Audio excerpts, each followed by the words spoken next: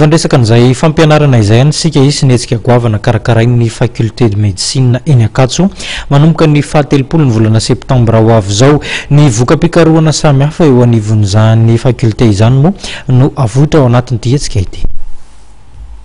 Lohahevitra tsy latsaky ny 10 vokatry ny fikarohana maro samy hafa antontsaina teny anivon'ny faculté de médecine eny Ankatso no avotra mandritra le fivoriana lehibe ara-scientifique iraisam-pirenena izay karakarain'ity département ity eny amin'ny CCI Vato ny 3 septambra hatramin'ny 2 oktobra ho avy zao.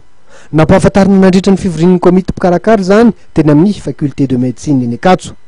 Io congrès io dia andraisana anjara amin'ireo mpianatra mpikaroka ao amin'ny faculté de médecine d'Antananarivo izay iarahana ihany koa amin'ireo mpikaroka ao amin'ny nosy manodidina Madagasikara ohatra ny La Réunion ary Maurice ary mpikaroka ihany koa avy any amin'ny fireneny lehibe tahaka ny États-Unis.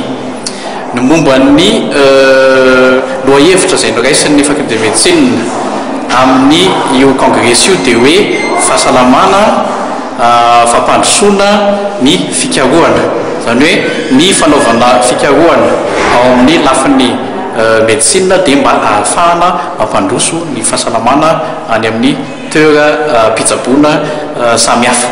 Isan'ireo lohahevitra hodiniana mandritra ity congrès lehibe ity ny mikasika ny Tazomoka. Nahita-pahombiazana tokoa ny ady atao amin'ny Tazomoka teto Madagasikara hoy ny professeur Ravelson.